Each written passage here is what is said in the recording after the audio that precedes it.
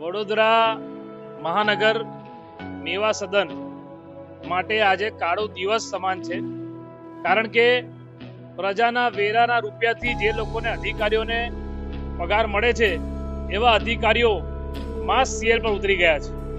ત્યારે વડોદરા શહેરના municipal commissioner બાબુજી આવા અધિકારીઓની સામે પગલાં લેવાની જગ્યાએ એ અધિકારીઓને પાછલા બારણે વડોદરા શહેરના મ્યુનિસિપલ કમિશનર સપોર્ટ કરતા હોય એવું મારું માનવું છે.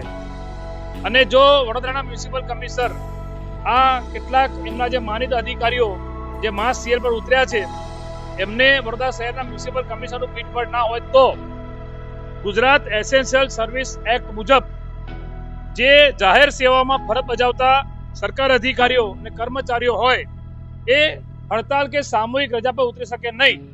તો એ બાબતે વડોદરા શહેરના મ્યુનિસિપલ કમિશનરે આવા જે કેટલાક અધિકારીઓ છે એમની પર ફોજદારી ગુનો દાખલ કરવો જોઈએ.